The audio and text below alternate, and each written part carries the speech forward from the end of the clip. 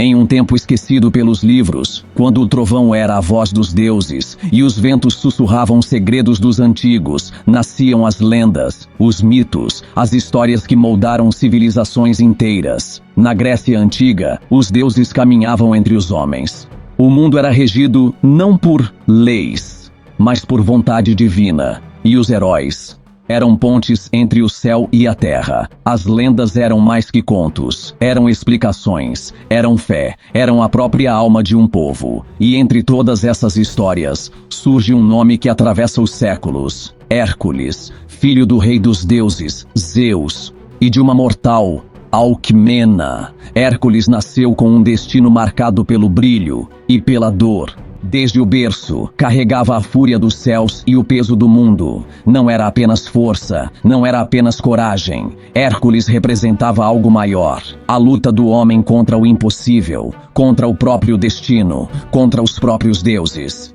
Essa é a jornada de um semideus. Essa é a lenda do maior herói da mitologia grega. Hera, com ciúmes, tenta matá-lo ainda bebê. Ele estrangula 2 serpentes com as próprias mãos. Após se casar com Mégara e ter filhos, Hera o enlouquece e ele mata sua família. Desesperado, procura o oráculo de Delfos e recebe a missão de realizar 12 trabalhos impossíveis para se redimir. Os 12 trabalhos de Hércules. Primeiro trabalho: o leão de Nemeia. No vale amaldiçoado de Nemeia, vivia uma fera monstruosa, um leão gigante, de pele impenetrável, cujo rugido fazia o próprio chão tremer. Lanças se quebravam, espadas se entortavam, homens caíam, e ninguém jamais retornava de sua caverna escura. Mas Hércules não hesitou. Com o arco às costas e a clava nas mãos, ele seguiu os rastros ensanguentados até o covil da besta. Lá dentro, escuridão total. O monstro atacou, garras cortaram o ar, a clava quebrou-se, inútil contra a pele do leão. Então, com fúria divina, Hércules se lançou sobre o monstro e lutou, com as mãos nuas. O embate foi brutal, homem contra fera, até que, sufocando o leão com os próprios braços, Hércules o matou, e daquele dia em diante, vestiu sua pele como armadura, pois o guerreiro tornou-se a própria fera. Segundo trabalho: a Hidra de Lerna. Nos pântanos sombrios de Lerna, onde o sol mal tocava a terra, habitava uma criatura abominável, a Hidra, filha do Tifão e da terrível Equidna, um monstro de corpo reptiliano e muitas cabeças venenosas. 9, algumas dizem até 100. Mas o verdadeiro terror era que, a cada cabeça cortada, 2 outras cresciam no lugar. Um ciclo de morte sem fim. Hércules avançou, sem medo, com sua espada reluzente e coragem inabalável. Ele penetrou no pântano denso, até encontrar a fera. A Hidra ergueu suas cabeças com um sibilar cruel e atacou. Garras rasgaram o ar. O hálito venenoso sufocava a vida ao redor. Hércules cortava as cabeças com precisão, mas para cada golpe, o terror duplicava. Cabeças se multiplicavam como a própria maldição dos deuses. Então, com astúcia, chamou seu sobrinho Iolau, e juntos, incendiaram tochas.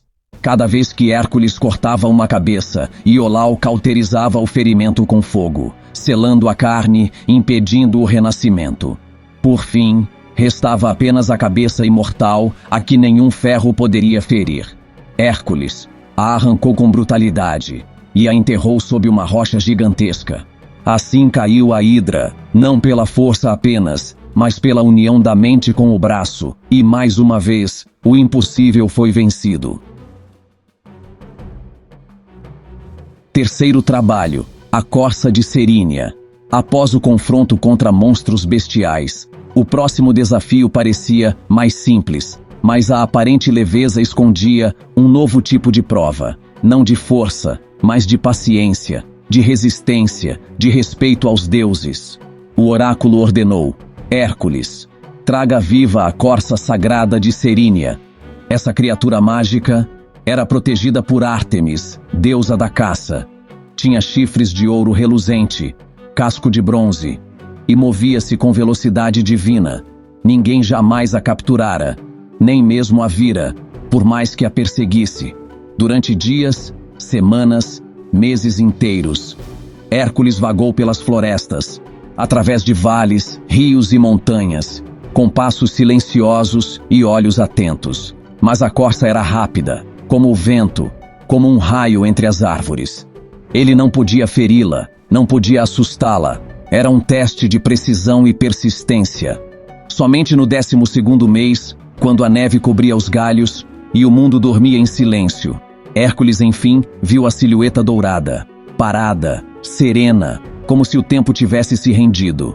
Com mãos firmes e alma paciente, ele lançou sua rede sagrada e capturou a criatura intocável, sem feri-la, sem manchar sua pureza.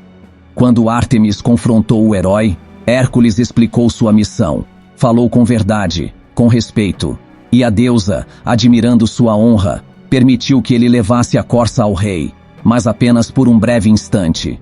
Assim, o herói que esmagou monstros mostrou que até mesmo o mais forte deve saber agir com calma, com sabedoria, com reverência aos deuses. Quarto trabalho, o javali de Erimanto. Depois de capturar a sagrada corça de Serínia, o herói não teve descanso. O rei Euristeu exigiu mais. Hércules, traga vivo o javali que assola o monte Erimanto. No alto de Erimanto vivia o javali monstruoso, imenso, feroz, com presas, como lâminas de marfim. Descia das montanhas, destruía plantações, despedaçava homens e gado. O inverno o tornava ainda mais perigoso, pois a fome lhe dava coragem. Hércules rastreou pegadas profundas na neve, seguiu marcas de solo revirado, árvores partidas, sangue congelado. À medida que subia, o frio mordia, mas o herói avançava, como uma avalanche de vontade. Então, o javali surgiu, uma muralha de músculo e fúria, rugindo como trovão preso num corpo de fera. Ele atacou, neve explodiu, terra voou, Hércules rolou para o lado, golpeou com a clava, desviou das presas brilhantes.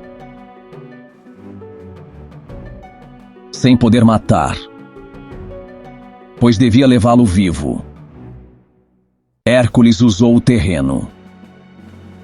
Gritou, provocou, perseguiu o animal até um desfiladeiro estreito coberto de neve profunda. O javali afundou, lutou e foi dominado. Com força sobre-humana, Hércules imobilizou o monstro, amarrou-lhe as patas com correntes grossas e o arrastou montanha abaixo, ainda bufando vapor pelas narinas.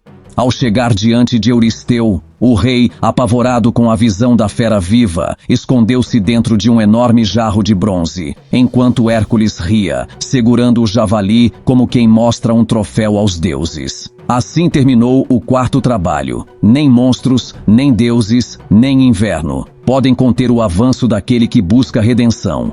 Hércules prossegue, e o mundo treme diante do que ainda virá.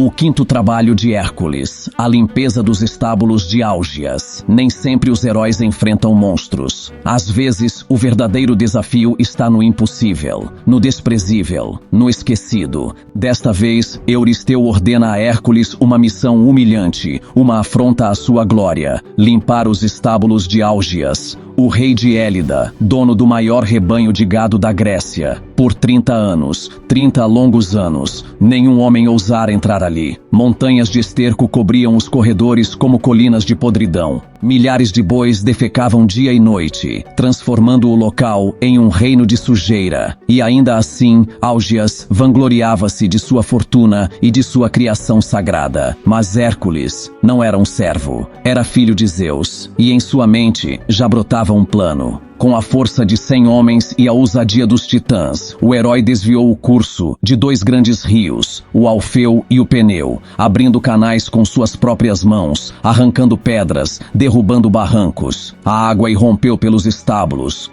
como uma avalanche purificadora. Limpou em poucas horas o que 1000 homens não fariam em 1000 dias. A podridão foi arrastada para o mar, e com ela, o orgulho de Álgias. O rei, tomado pela inveja e pelo medo da glória de Hércules, negou-se a honrar o acordo que fizera. Mas isso só selou seu destino. Hércules não precisava de moedas. Sua recompensa era a eternidade. Depois de enfrentar o leão de Nemeia, depois de cortar as cabeças da hidra de Lerna, depois de capturar a corça sagrada, depois de subjugar o javali de Erimanto, depois de limpar os estábulos de Álgias em um só dia, Hércules encara agora o horror alado escondido nas terras da Arcádia. Um novo desafio, sombrio e traiçoeiro, ergue-se das profundezas de um lago esquecido. O Lago Estínfalo, um pântano amaldiçoado, um céu coberto por sombras e um enxame de criaturas mortais. O rei Euristeu, cada vez mais temeroso da força crescente de Hércules, decide enviá-lo para um destino traiçoeiro. Vá até o Lago Estínfalo, ordena ele, e livra aquelas terras das aves devoradoras de homens. Criaturas monstruosas, com penas de bronze, bicos afiados como lâminas, e garras que dilaceram carne e osso. Nascidas das profundezas do mundo sombrio, essas aves não eram meras criaturas da natureza. Eram seres profanos, criados por Ares, o deus da guerra. Ele chega ao Lago Estínfalo, cercado por pântanos fétidos e árvores mortas. O céu está escurecido por nuvens pesadas e, por asas negras, um zumbido ensurdecedor. Um enxame de aves metálicas levanta voo, como uma tempestade viva. Hércules se protege com o escudo, enquanto as aves disparam penas afiadas como flechas. Sem saber como expulsar as aves do alto das copas, Hércules se vê em desvantagem. Até que Atena, deusa da sabedoria, intervém. Ela lhe entrega um par de castanholas de bronze, forjadas pelo próprio Hefesto, deus do fogo e da forja. Bata-as com força, filho de Zeus, e verás o caos voar. Hércules se posiciona diante do lago. Ele ergue os braços. E então, o som ecoa como trovões metálicos pelas montanhas da Arcádia. As aves, enlouquecidas pelo estrondo ensurdecedor, saem em debandada. Nesse momento, com o arco em punho, Hércules dispara flechas com precisão divina, abatendo várias daquelas criaturas demoníacas no ar. Após um longo combate, os céus se tornam silenciosos. O lago, agora calmo, reflete apenas a silhueta do herói. A floresta, antes tomada por morte e terror, respira novamente. E o povo da região, há muito acuado, volta a andar em paz. O sétimo trabalho de Hércules, a captura do touro de Creta. Nas sombras da mitologia grega, Hércules, o semideus de força incomparável e coragem indômita, encara mais um desafio colossal em sua jornada de redenção. Após enfrentar as aves do Lago Estínfalo, seu próximo teste o leva à ilha lendária de Creta, onde um touro monstruoso traz terror e destruição àqueles que ousam pisar em seu território. O rei Euristeu, receoso e admirado pela força de Hércules, ordena que ele capture o temido touro de Creta, uma fera selvagem enviada por Poseidon para punir o rei Minos, que havia desonrado o deus do mar. O animal não é um touro comum, é colossal, com chifres como lanças, corpo musculoso e pelagem brilhante como o bronze polido. Seu olhar é fogo líquido, sua fúria tempestade. Hércules atravessa mares revoltos e ventos impiedosos, guiado pela determinação e proteção divina. O cenário é imponente, falésias escarpadas, ondas quebrando em pedras afiadas e uma ilha que respira mistério e poder. Ao chegar, o herói sente o cheiro salgado do mar misturado com o pó da terra agitada pelo touro furioso. Os moradores da ilha vivem com medo, suas casas tremem a cada investida da besta. Na planície aberta, sob o sol ardente, Hércules finalmente avista o touro. A fera ruge com força sobre-humana, seu estrondo reverbera como um trovão que ecoa pelas montanhas. Hércules se prepara. Flexiona os músculos, prende a respiração e avança com passos firmes e decididos. O choque é monumental. A força do touro contra a resistência do herói. O combate é brutal e feroz. Hércules desvia dos golpes esmagadores, segura os chifres da fera, tentando domar sua força bestial. O touro atira poeira e pedras. A terra treme a cada impacto, mas Hércules, com sua força titânica e coragem inabalável, mantém-se firme. Com um último impulso, o semideus envolve seus braços poderosos ao redor do touro, dominando sua fúria, e o controla com uma autoridade absoluta. Com o touro domado, Hércules amarra-o com cordas resistentes, conduzindo-o como um verdadeiro senhor da fera. A multidão em Creta observa, maravilhada e aliviada. Hércules então parte em direção a Euristeu, levando o touro vivo como prova de sua conquista. Este trabalho não é apenas sobre força bruta, mas sobre controle, coragem e a capacidade de domar as forças selvagens da natureza. Uma lição eterna para todos que buscam a glória. Oitavo trabalho de Hércules: as éguas devoradoras de homens. O salão real de Micenas ecoava com o som grave das botas dos guardas. No trono, o rei Euristeu sorria com a satisfação cruel de quem pensa ter encontrado, finalmente, a tarefa que encerraria a vida do filho de Zeus. Com voz carregada de veneno, ordenou: Hércules, parta para a Trácia e traga-me as éguas de Diomedes. Mas saiba, elas não comem capim nem grãos. Elas se alimentam de carne humana. Esses animais pertenciam ao rei Diomedes, senhor dos Bistões, um povo guerreiro e feroz. Alimentadas com vítimas vivas, as criaturas eram presas a correntes de ferro e guardadas por soldados implacáveis. Hércules partiu ao amanhecer, a bordo de um navio espartano, cruzando mares frios e tempestuosos. O vento cortava como lâminas, e o rugido das ondas anunciava que não seria uma viagem fácil. Quando finalmente a costa da Trácia surgiu no horizonte, ele já sentia o cheiro de fumaça e sangue que emanava dos portos do reino dos Bistões. Ao chegar aos estábulos de Diomedes, o herói viu as bestas, 4 éguas de olhos flamejantes, saliva espessa escorrendo e cascos que retumbavam como trovões no solo.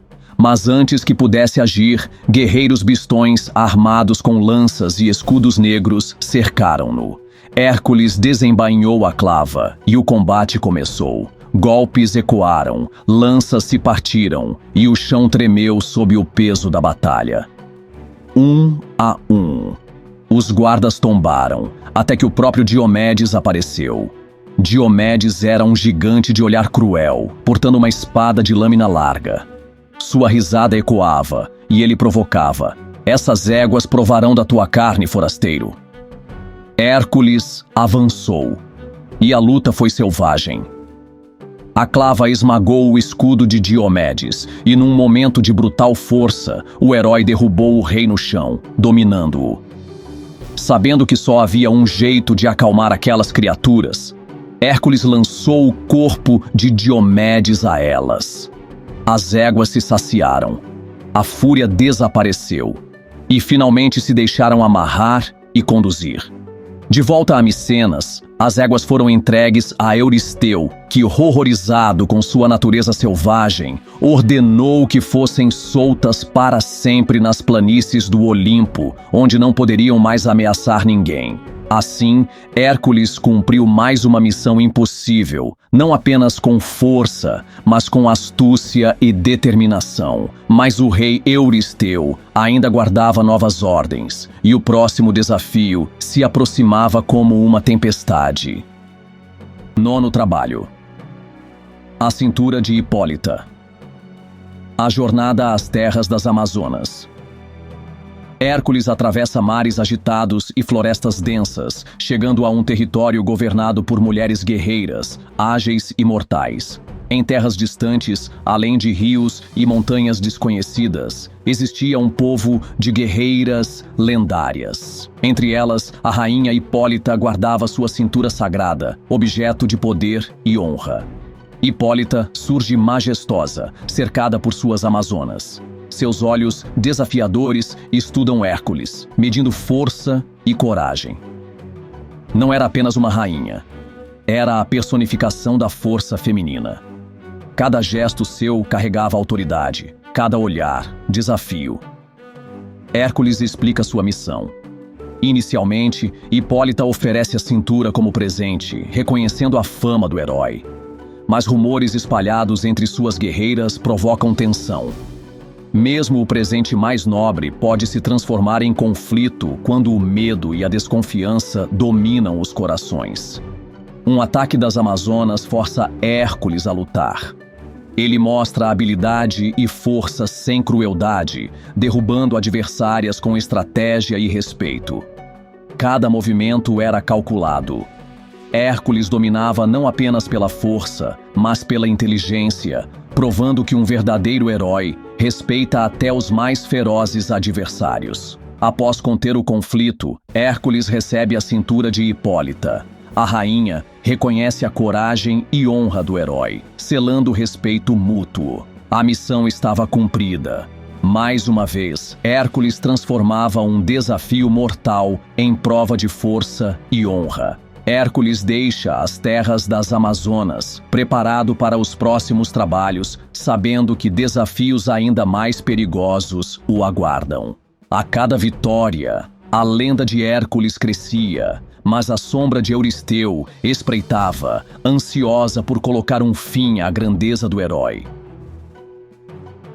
O 10º trabalho de Hércules, os bois de Gerião. Após triunfar sobre as Amazonas e obter o cinturão da rainha Hipólita, Hércules julgava que seus sofrimentos poderiam enfim ter um fim. Mas o cruel rei Euristeu não descansava. Quanto mais Hércules vencia, mais humilhado o monarca se sentia.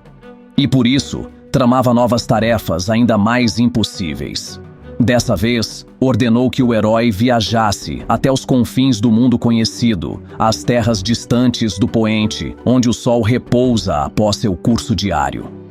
Ali, vivia Gerião, um monstro colossal de 3 corpos unidos, com 3 cabeças, 3 pares de braços e 3 troncos fundidos em um só ser.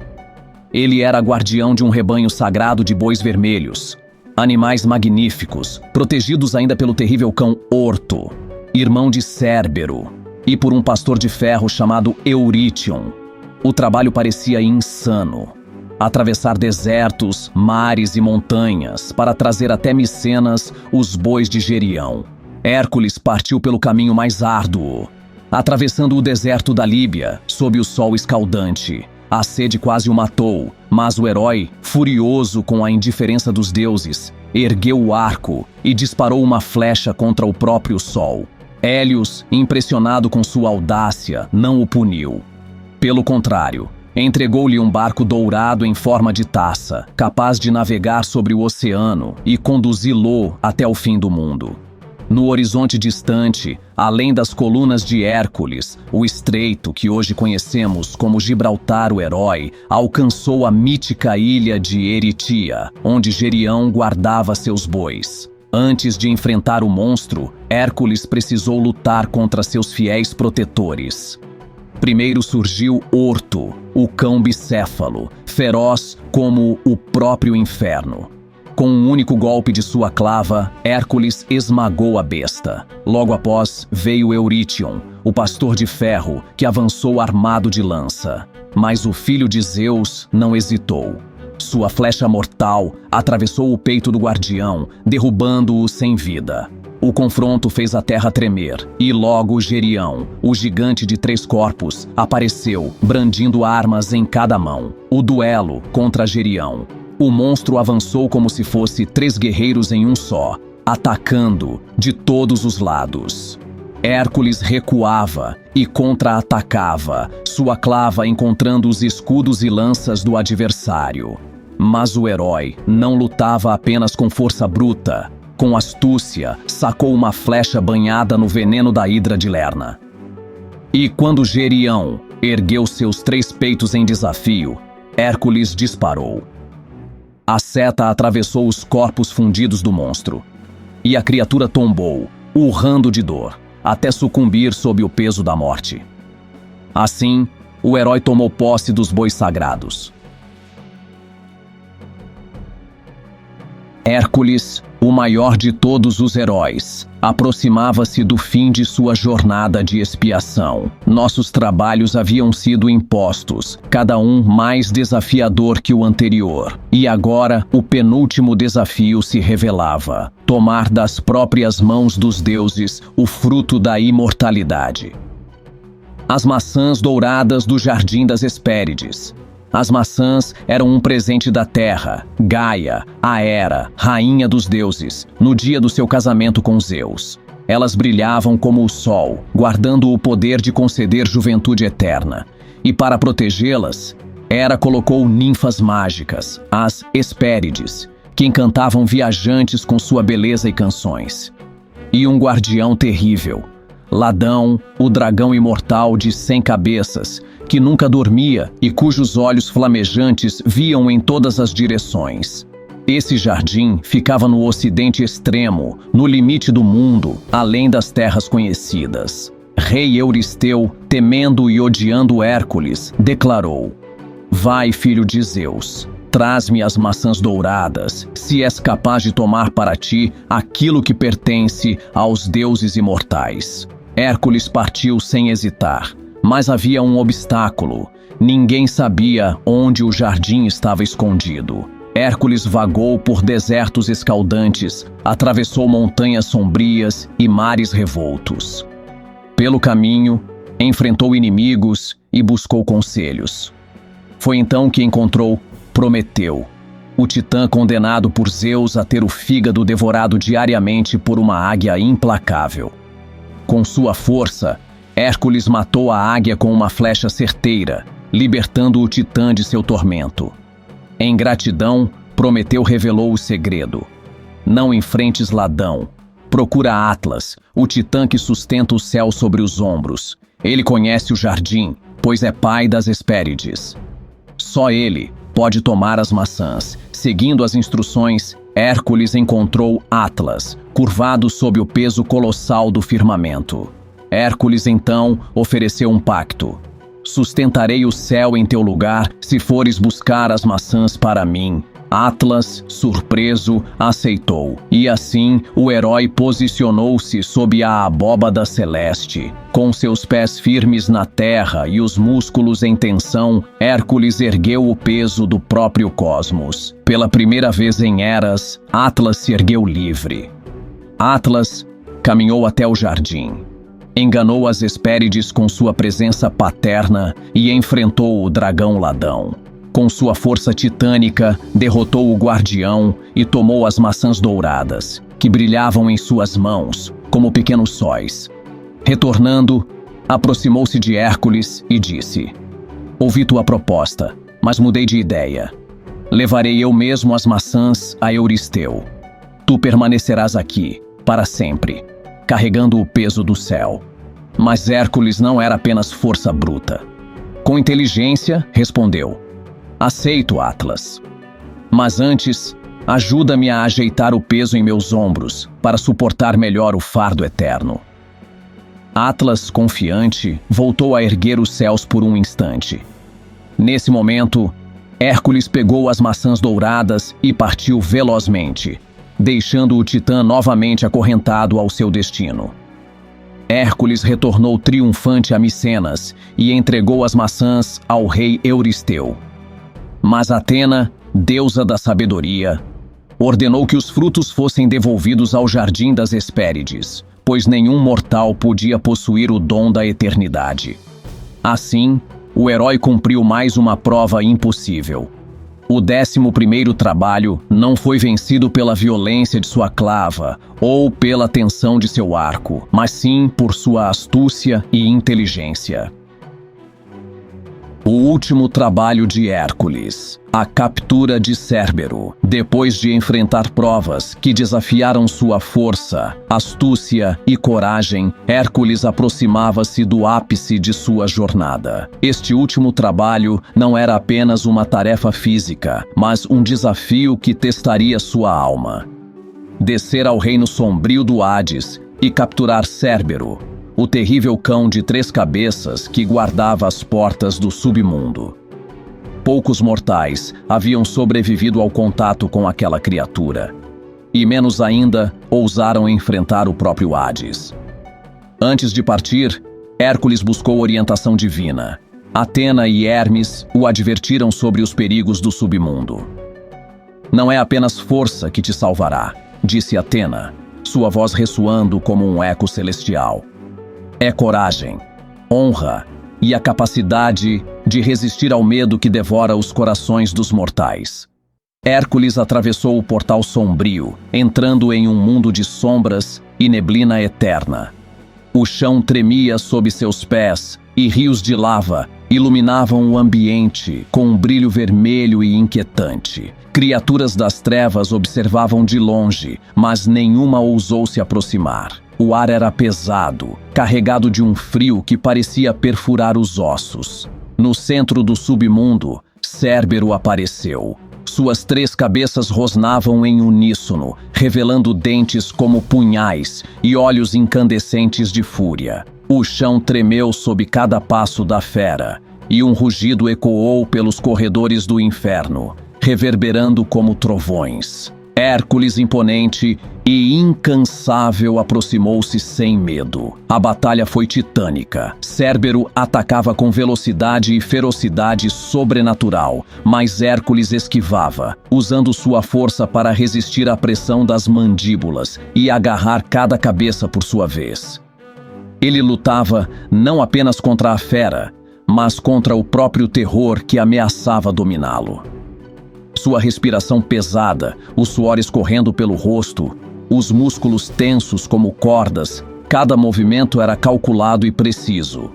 No ápice do confronto, Hércules ergueu a criatura, não com ódio, mas com autoridade e coragem.